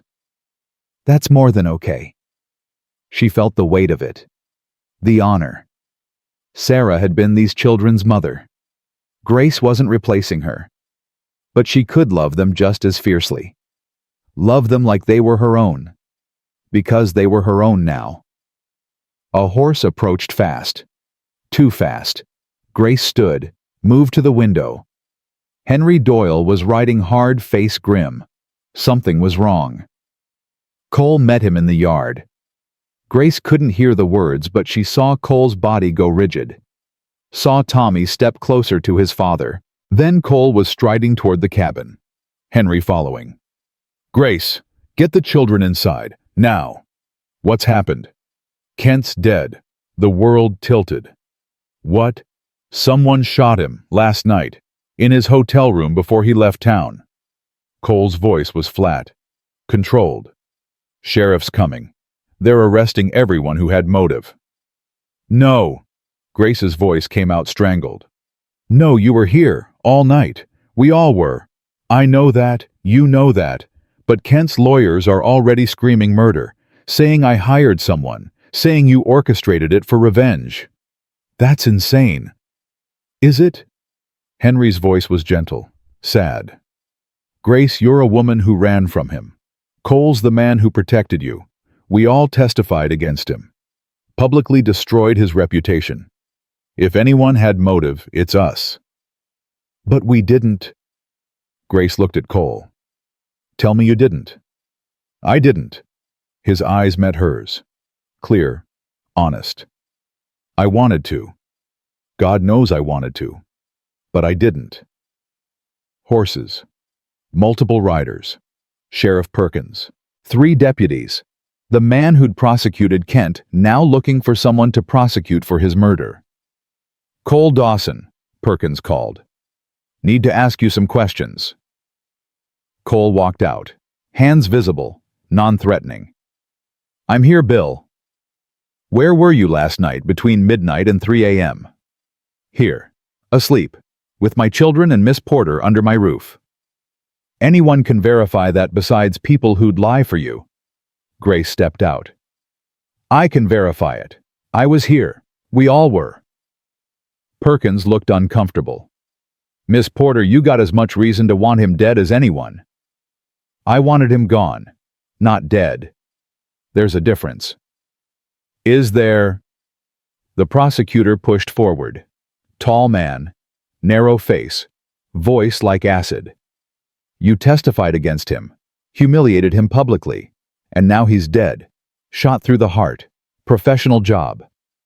"I don't know how to shoot," Grace said, "but Mr. Dawson does." "Cole was here all night." "So you say, but you're about to marry him. You'd say anything." "It's the truth. Or it's convenient." The prosecutor turned to Perkins. "Arrest them both. Conspiracy to commit murder." "Now hold on," Henry started. "You too, Doyle. You were in that courtroom. Testified against Kent. Maybe you 3 planned it together." "This is ridiculous." Martha's voice cut through. She'd ridden up during the confrontation. Warren Kent had enemies across 3 territories. Anyone could have killed him. But these 3 had the most to gain. The prosecutor gestured to his deputies. "Take them in." "No!" Lillian ran forward, grabbed her father's leg. "Papa didn't do anything. Don't take him." Tommy was there too, face pale, but determined. "He was here. We'd know if he left." "Children lie for their parents," the prosecutor said coldly. Cole knelt, hugged both children tight. "It's okay. This is a misunderstanding. We'll clear it up." "Papa!" Lillian was crying. "Tommy, you're the man of the house now. Take care of your sister. Martha will help." Cole looked at Martha. She nodded, tears streaming down her face. "Take care of them," Cole said to Grace. "No matter what happens, promise me." "Don't." Grace's voice broke. "Don't say goodbye. This isn't goodbye. Promise me." "I promise." They put Cole in irons. Henry too. Grace they left free, but made clear she'd be arrested the moment she tried to leave town. "Wedding's off, I'm guessing," Perkins said, almost sympathetic. Grace watched them take Cole away, watched Tommy hold his sobbing sister, watched everything she'd just won slip through her fingers like water. Martha took the children inside. Grace stood in the yard numb. "This doesn't make sense," she said to no one. Kent was leaving. It was over. Unless it wasn't. Martha's voice came from behind her. Unless someone wanted to make sure he stayed gone, permanently. But who? That's what we need to figure out, before they hang Cole for something he didn't do. The trial was set for 3 days later. Fast. Too fast. The prosecutor wanted this done before people could organize a defense. Grace spent those days in a blur, caring for the children, gathering evidence, trying to find anyone who'd seen anything. Samuel Chen came forward again, the Chinese railroad worker who'd testified about his sister Margaret. "I saw something," he told Grace and Martha. "Night Kent died. I was working late at the rail office. Saw a man enter the hotel. Tall, heavy build, not Cole Dawson." "Would you testify to that?" "They won't let me." Samuel's voice was bitter. "Chinese can't testify against white men in court. Territorial law." "Then we find another way," Martha said. They found 12 people who'd seen Cole's horse in his barn that night. Found Doc Morrison, who'd been called out to a berth and passed Cole's cabin at midnight, saw lights on Cole, silhouetted in the window. But the prosecutor had witnesses too. Kent's lawyers, who swore Cole had threatened Kent publicly.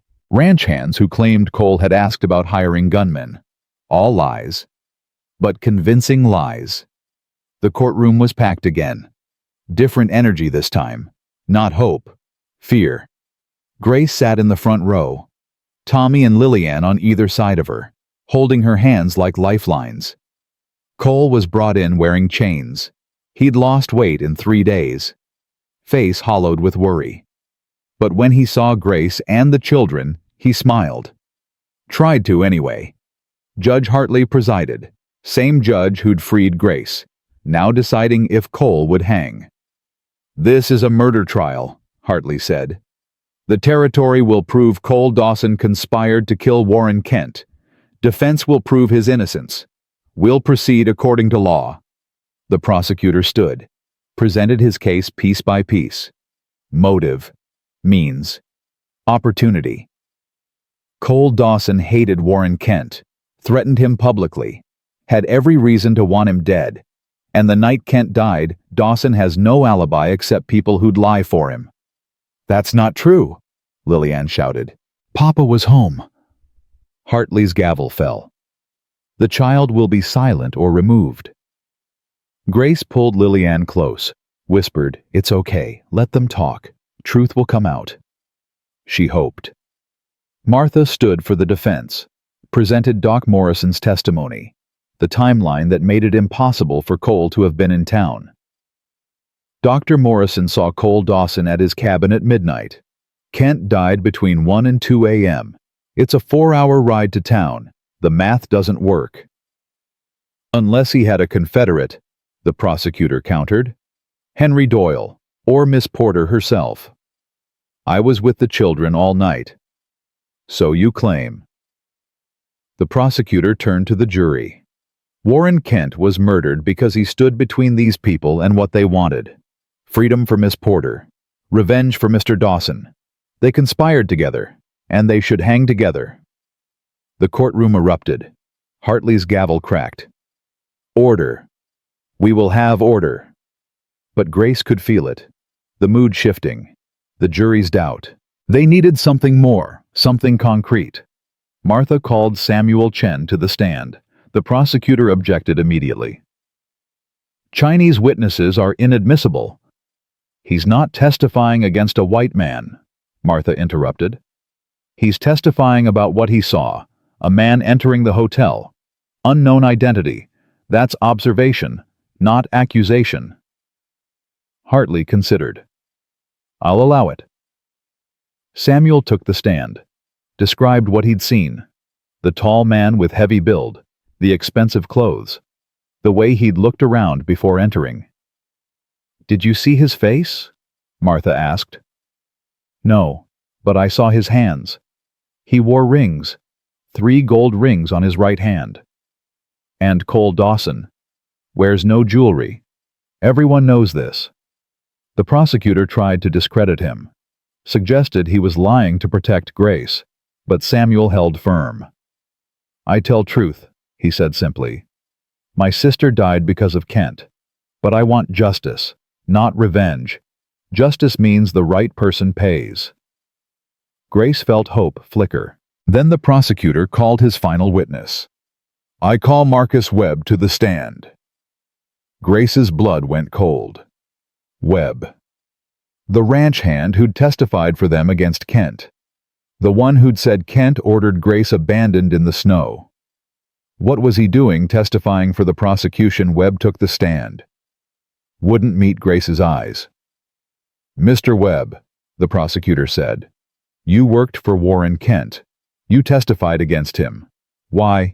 Because Miss Porter asked me to. Said she'd pay me. That's a lie. Grace stood. I never. Sit down, Miss Porter. Hartley's voice was ice. Grace sat, heart hammering. What did Miss Porter ask you to do? Testify against Kent. Make him look bad. She said if I helped destroy him in court, Cole Dawson would pay me $500. No. Grace's voice came out strangled. No, he's lying. And did you receive this money? Webb produced a banknote. $500, signed by Cole Dawson. The courtroom exploded. Grace couldn't breathe, couldn't think. This wasn't real. Couldn't be real. Cole was shouting. I never signed that. I've never seen that man outside the courtroom. But the damage was done. Grace could see it in the jury's faces, doubt hardening into certainty. Martha called for recess. Hartley granted it. They huddled in the side room. Cole, Grace, Martha, Henry. That signature's forged, Cole said. Has to be. Can we prove it? Henry asked. Not in time. Martha's voice was grim. Trial ends tomorrow. Jury will deliberate. This evidence fake or not, it's damning. So what do we do? Grace stood, paced, thought. Someone framed them. Someone wanted Cole to hang for Kent's murder. But who benefited Kent's lawyers? She said suddenly. They lost everything when Kent fell. Their biggest client, their income. What if one of them killed him?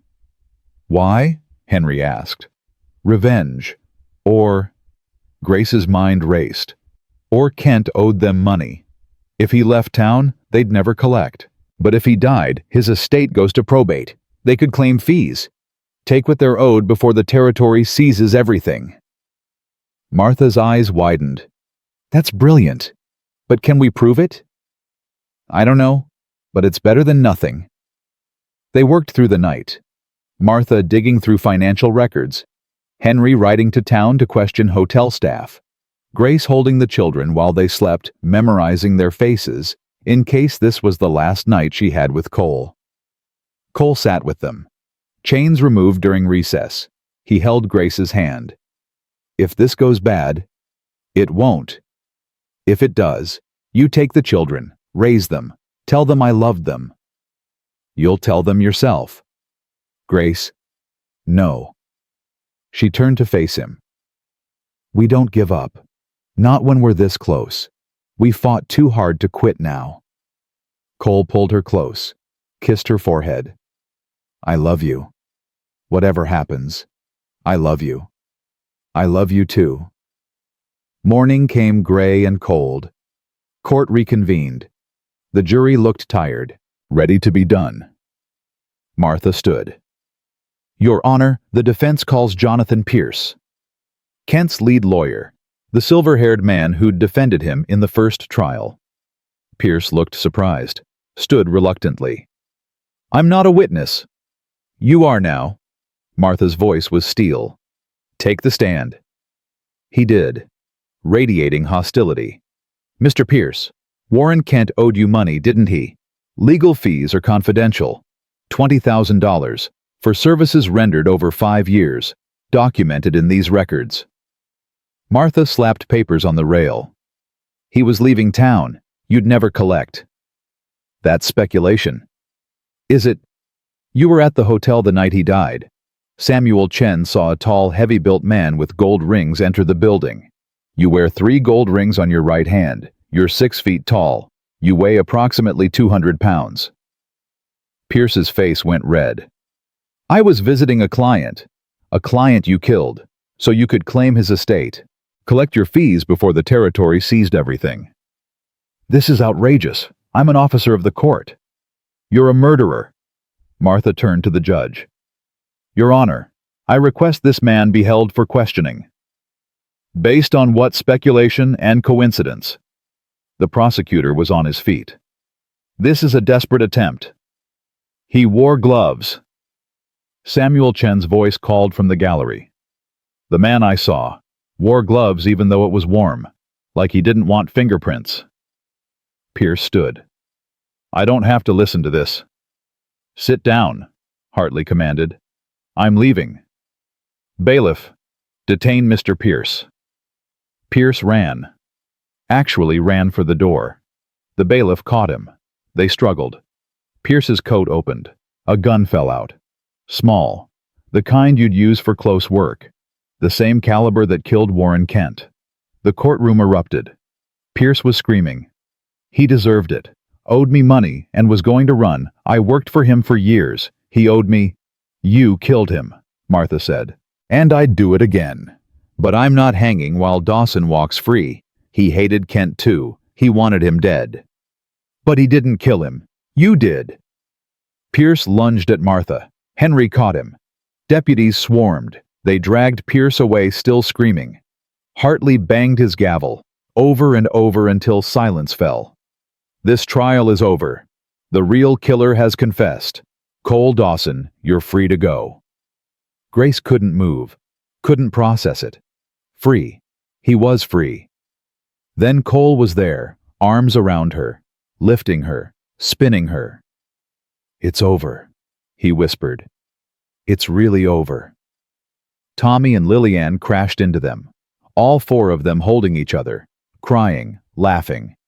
Martha was wiping her eyes, Henry grinning like a fool. The crowd pressed in. Apologies. Congratulations. Reverend Miller was there. I believe you two have a wedding to attend, he said. If you're still interested. Cole looked at Grace. What do you say, want to marry me right now? Here in the courthouse. Why not everyone's already gathered? We've got witnesses, and I'm done waiting. Grace laughed, full and free and real. Yes, let's do it. They stood before Judge Hartley, right there in the courtroom. Martha and Henry as witnesses, the children on either side, half the town watching. Reverend Miller spoke the words, the same words he'd tried to say in the square before they were arrested. Dearly beloved, we are gathered here. Grace heard it through tears, felt Cole's hands holding hers. Steady, sure, real. Do you, Cole Dawson, take this woman to be your lawfully wedded wife? I do. And do you, Grace Porter, take this man to be your lawfully wedded husband? Grace looked at Cole, at this man who'd saved her life, who'd fought for her, who'd risked everything because he believed she deserved to choose. I do. Then by the power vested in me by the Montana Territory and Almighty God, I pronounce you husband and wife. William smiled. You may kiss your bride. Cole kissed her, gentle, sweet, promise of everything to come. The courtroom cheered. Lillian tugged Grace's dress. You're really our mama now. Really and truly. Forever, forever. They walked out of the courthouse into afternoon sun. Free, married, together. Kent was dead. Pierce would hang for his murder. The truth had won. Grace looked at her new family, her husband, her children, her friends who'd fought beside her. This was what freedom looked like. Not just absence of chains, but presence of love. The ride home felt different. Same road, same Montana sky stretching endless overhead. But everything had changed. Grace sat beside Cole on the wagon seat, his arm around her shoulders, and for the first time since she could remember, she wasn't looking over her shoulder, wasn't waiting for the other boot to drop. Tommy and Lillian rode in the back, chattering about the wedding, about how Papa had kissed Grace right there in front of everyone, about how they had a real mama now. Does this mean we're a family? Lillian asked. A real one. We've always been a family, Cole called back. Just made it official today. Grace leaned into him, felt the solid warmth of his body, the steady rhythm of his breathing. Real, present, hers. You okay? Cole asked quietly. Better than okay. Grace looked up at him. I keep thinking I'll wake up, that this is too good to be real. It's real. He kissed her forehead. And it's ours. No one can take it away now. The cabin came into view as the sun touched the horizon. Home. Grace had lived here for months, but it hadn't truly been home until now. Now it was hers by choice, by love, by law. Martha and Henry's wagon was already there. They'd ridden ahead to prepare. Surprise! Martha called as they pulled up. The cabin door was open, lamplight spilled out, the smell of food cooking. You didn't have to, Grace started. Hush, every bride deserves a wedding supper, even if the ceremony was in a courthouse with half the town gawking. They gathered around the table. The one Cole had built with his own hands. Grace helped Martha serve. Stew and fresh bread and dried apple pie. Simple food. Perfect. Doc Morrison arrived with Pastor Williams. They'd brought whiskey for the men and a small bag of peppermints for the children. Couldn't let the day pass without celebrating proper, Doc said. They ate and laughed and told stories about the trial, about Pierce's confession, about the look on the prosecutor's face when everything fell apart. Never seen a man backpedal so fast, Henry said. Went from demanding Cole hang to apologizing for the inconvenience. Some inconvenience, Cole muttered. Grace squeezed his hand under the table. He laced his fingers through hers, held on. After dinner, Martha pulled Grace aside while the men smoked pipes on the porch and the children played. I have something for you. Martha handed her a bundle wrapped in cloth. Open it. Grace unwrapped it carefully. Inside was a dress. Beautiful. Blue silk with lace at the collar and cuffs. The kind of dress Grace had sewn for rich women, but never dreamed of wearing herself. Martha, I can't. You can. It was Sarah's, her wedding dress. She'd want you to have it. Grace's throat closed. Are you sure the children? The children want you to be happy. Cole wants you to be happy. And Sarah? Martha's voice softened. Sarah would have liked you, would have been grateful you love her babies like your own. Grace hugged her. Couldn't speak, just held on while Martha patted her back. You're good people, Grace Dawson. Don't ever doubt that. Grace Dawson. Her new name. It felt strange and right at once. The guests left as darkness fell. Promises to visit soon. Congratulations once more. Then it was just the four of them. Tommy and Lillian were exhausted, fighting sleep, but determined to stay up for this momentous day. Bed, Cole said gently. Both of you. But Papa. Bed, your mama and I aren't going anywhere. Your mama. The words landed soft and sure. Grace helped Lillian into her nightgown, braided her hair, tucked her into the small bed in the loft. Grace, I mean Mama. Lillian's voice was sleepy. Yes, sweetheart. I'm glad you didn't die in the snow. Grace's eyes stung. Me too. And I'm glad Papa found you. And I'm glad you stayed. So am I. She kissed Lillian's forehead. The girl was asleep before Grace reached the ladder. Tommy was already in bed but awake, watching. You tired? Grace asked. Some. He paused. Can I ask you something? Always. Do you love Papa? Really love him, not just because he saved you? Grace sat on the edge of his bed. I love him because he's a good man. Because he loves you and your sister more than anything. Because he taught me what it means to choose freely. She met Tommy's eyes. And yes, I love him because he saved me. But not the way you think. He didn't just pull me from the snow, he showed me I was worth saving. Tommy nodded slowly, processing. What about Mama? The first one. Sarah. Grace said the name carefully. I'll never replace her, Tommy. She was your mother. She loved you and your sister and your papa. That doesn't change just because I'm here now. But you're here now. I am. If you'll have me. Tommy was quiet for a long moment. Then he reached out. Awkward, unsure. Grace took his hand. I'm glad you stayed too, he said. Quiet, honest. Grace squeezed his hand. Get some sleep. She climbed back down the ladder. Cole was banking the fire, preparing the cabin for night. They moved around each other in comfortable silence. Grace tidied the kitchen. Cole checked the doors, normal domestic tasks. Except tonight was their wedding night. Their first night as husband and wife. Grace felt nervous suddenly. Unsure. Cole turned, saw her face. Hey. He crossed to her, took her hands. You okay? Just thinking. About how different this is, from what Kent wanted, what he would have done. She looked up at him. You've never pushed, never demanded, you've just waited. Because you're not property. You're my wife, my partner. This only works if we both choose it.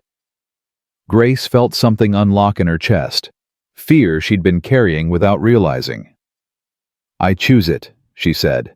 I choose you. Cole kissed her then, slow, deep, years of loneliness and grief melting between them. When they pulled apart, both were breathing hard. Come to bed, Cole said. Just to sleep if that's all you want. Just to hold you. That's enough. Grace thought about the frozen bride in the snow.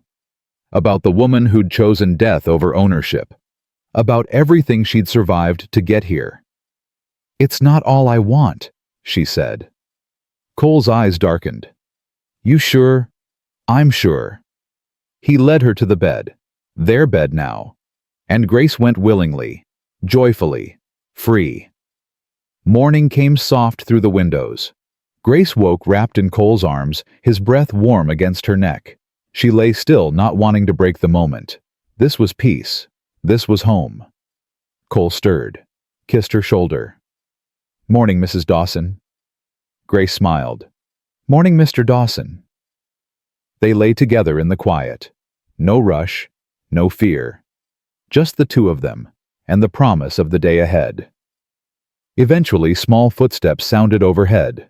Lillian was awake. Should we get up? Grace whispered. Probably. But neither of them moved. Lillian's face appeared at the edge of the loft. Are you two gonna sleep all day? Cole laughed. What time is it? Tommy says it's past 7. That's late. We're married now. We're allowed to be late. Does that mean I can sleep late too? Nice try, sweetheart. Come on down. Let's make breakfast. They rose together. Grace in her nightgown, Cole in his undershirt. Casual. Comfortable. Like they'd been doing this for years instead of hours. Tommy came down rubbing his eyes. Saw them together and grinned. Quick. There and gone. But Grace saw it. Acceptance. Approval. The beginning of something good. They made breakfast together. All 4 of them. Pancakes and bacon and fresh eggs from the henhouse. Grace cooked while Cole told stories about his father's ranch, about learning to ride before he could walk, about Sarah teaching him to make decent biscuits instead of the rocks he'd been producing. She said if I couldn't make decent biscuits, I'd starve, Cole said. So she taught me. Was she a good cook? Lillian asked. The best. Made bread that tasted like heaven. Stew that could cure any sadness. Cole's voice softened. She'd have liked Grace. Would have been glad someone's feeding you all properly now. Grace felt emotion rise in her throat. I hope I can live up to that.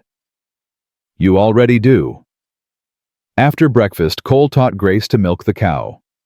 She'd never done it before.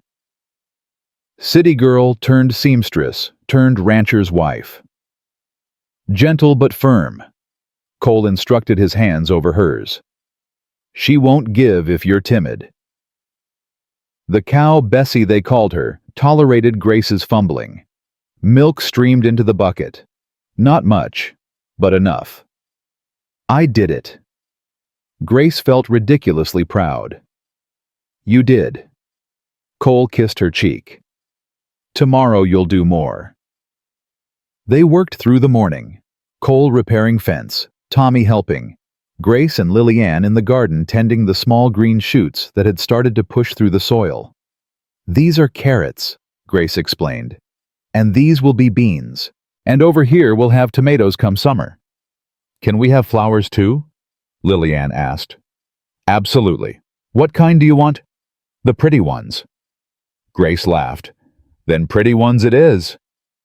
They worked until noon, then ate cold chicken and bread under the cottonwood tree. The wind was warm, spring settling in proper, winter finally releasing its grip. I could get used to this, Grace said. Better get used to it. You're stuck with us now. Good. That afternoon, Martha rode over with news. Pierce confessed to everything, she said. Not just Kent's murder. Turns out he'd been embezzling from Kent for years. Kent found out. Threatened to expose him. Pierce killed him to keep him quiet. And Webb? Grace asked. The ranch hand who testified against Cole. Pierce paid him $500 to lie about Cole offering money. Forged Cole's signature himself. Man was desperate. He'll hang, Cole said. Not a question. Most likely. Judge Hartley's pushing for fast trial. Wants this settled before summer. Martha shook her head. Kent was evil, but at least he was honest about it. Pierce pretended to be respectable while being worse. After Martha left, Grace stood at the window, staring out at the land that was hers now, legally, truly. What are you thinking? Cole came up behind her, wrapped his arms around her waist. That I almost didn't make it here. Almost died in that snow. And now? She turned in his arms. Now I have everything I never knew I wanted. Me too. They stood together in the afternoon light. Two broken people who'd found each other in a blizzard and built something whole. The weeks passed in quiet contentment. Grace learned ranching, how to tend chickens, how to churn butter, how to mend harnesses and birth calves, and 100 other skills she'd never needed as a city seamstress. Cole taught her to ride properly. Not the desperate flight she'd made stealing Kent's horse, but real riding. Control and partnership with the animal. You're a natural, he said, after she'd spent an hour in the saddle without falling. Liar. But I appreciate it. They worked side by side, building their life together. Grace sewed new curtains for the cabin. Cole expanded the garden. Tommy learned to help with the heavy work. Lillian memorized poems and sang while she did chores. One evening Grace was darning socks when Lillian climbed into her lap. Mama, will you always be here? Always, I promise. Even when we're grown. Even when you're grown. Even when you have your own families. I'll be here. Lillian snuggled closer. Good. In June, they took the wagon to town for supplies. It was Grace's first time back since the trial. She felt nervous, unsure how people would react. Mrs. Talbot greeted them at the general store. Warm, genuine. Mrs. Dawson, good to see you. Mrs. Dawson. Grace still felt a thrill hearing it. Good to see you too, Mrs. Talbot. They shopped. Other women nodded greetings. Some apologized for doubting, for judging. Grace accepted with grace she didn't entirely feel, but it was enough. Reverend Miller stopped them on the street. I wanted to apologize again for not standing with you sooner, for letting fear keep me silent. You stood when it mattered, Grace said. That's what counts. Still, I should have been braver. Like you. Grace didn't feel brave. She felt lucky, blessed, grateful for second chances. They had dinner at the hotel, the same hotel where Kent had died. Different now, cleaner, new management. They were tearing down the old memories, building something better. On the ride home, Grace leaned against Cole's shoulder. "Thank you," she said. "For what?" "For giving me this life, this family, this chance. You gave me the same thing." Cole kissed the top of her head. "We saved each other." August brought news. Martha rode over with a newspaper. "You need to see this." Grace took it. The headline read, "Kent's Empire Crumbles Under Investigation." The article detailed everything: the forged contracts, the murdered women, the shell companies and fraud. All of it exposed. Kent's name was ruined. His properties seized. His legacy destroyed. "They found Emma Shaw," Martha said quietly. "First wife who disappeared. Buried on Kent's property, along with 2 other women no one had reported missing." Grace felt sick. "I could have been one of them." "But you weren't." Cole's hand found hers. "You fought. You survived. And you stopped him from hurting anyone else." Grace thought about the frozen bride in the snow. The woman who'd chosen death over captivity. She'd been so close to dying, so close to becoming another forgotten victim. But she'd lived. And in living, she'd exposed the monster, saved other women from his trap, given them a chance at freedom she'd nearly lost. "I want to help them," Grace said suddenly.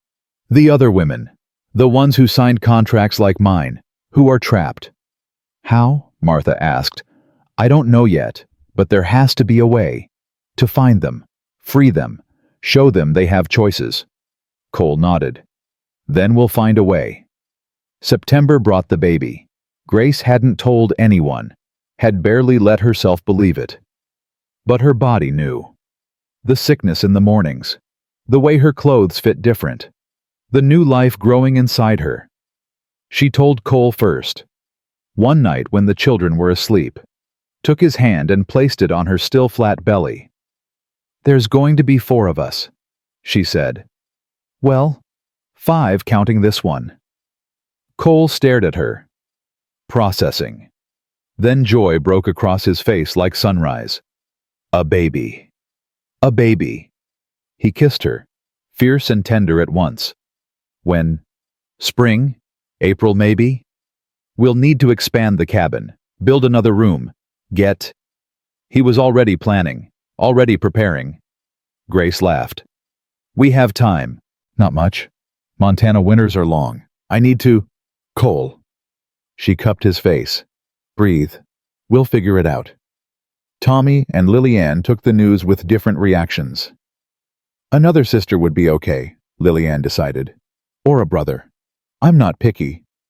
Tommy looked thoughtful. "Does this mean I'll have to share my room?" "Eventually. But not for a while." "Okay then. I guess it's okay." High praise from a 10-year-old boy. Cole started building immediately. An addition to the cabin. A proper bedroom for him and Grace. The children would keep the loft. The new baby would have a cradle by the fire. Henry came to help. Doc Morrison stopped by with advice. Pastor Williams blessed the foundation. The community that had doubted Grace now rallied around her, brought baby clothes, offered wisdom, welcomed her fully as one of their own. Grace stood watching Cole and Henry work, her hand resting on her growing belly. Tommy was handing up tools. Lillian was singing to herself while she weeded the garden. This was family, not the one she was born into, not the one she'd imagined as a girl in the orphanage, but the one she'd built, piece by piece, choice by choice. Martha appeared beside her. "You look happy." "I am. You deserve it, after everything." Grace thought about that. Deserving.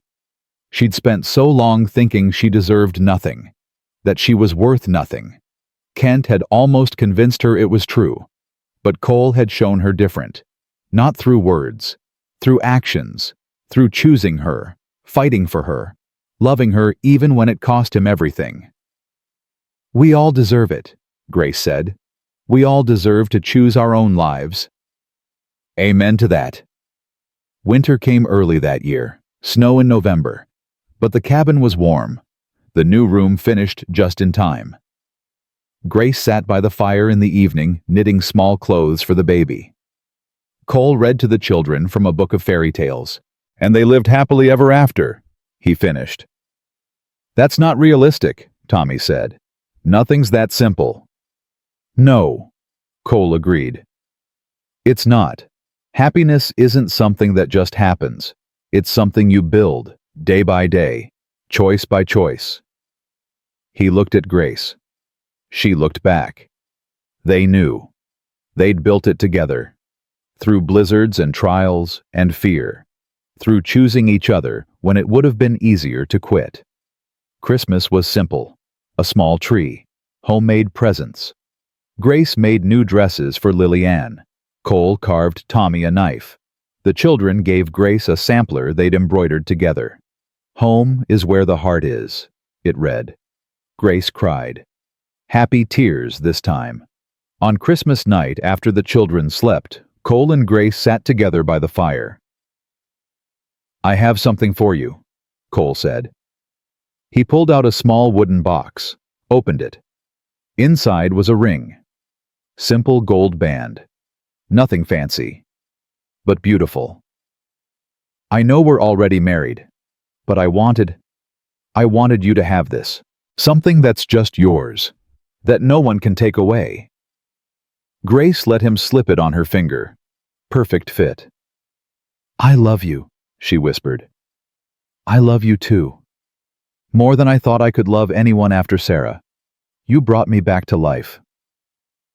We brought each other back. They sat together, planning the future, talking about the baby, about expanding the ranch, about teaching Lillian to read better, about Tommy learning to handle more responsibility. Normal talk, boring talk, beautiful talk. April came soft and green. The baby arrived on a warm afternoon with Doc Morrison attending and Martha helping. A girl, tiny and perfect, dark hair like Grace. Cole's eyes. "What will you name her?" Lillian asked, peering at her new sister. Grace looked at Cole. They'd discussed this. Agreed. "Catherine," Grace said. "After my friend. And Sarah for a middle name. Catherine Sarah Dawson." "Kitty for short," Cole added. "If that's okay." Lillian grinned. "I like it. Welcome, Kitty." Tommy touched the baby's tiny hand.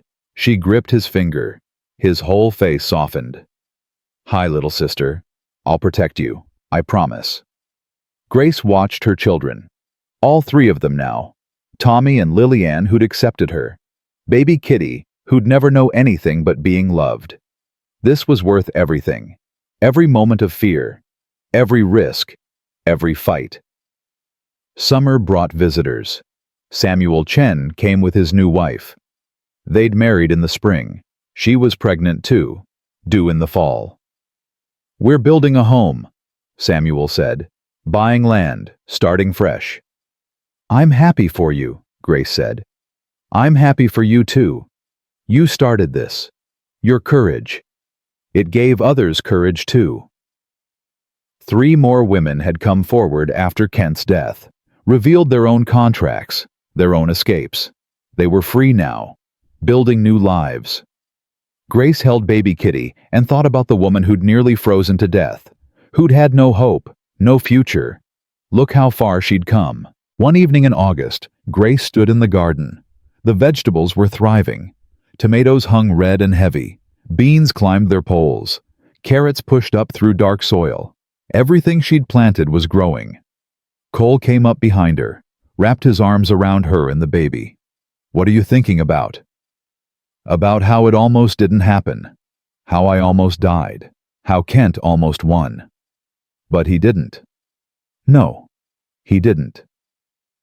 Grace turned to look at her husband. "You saved me. You saved yourself. You chose to fight, to live.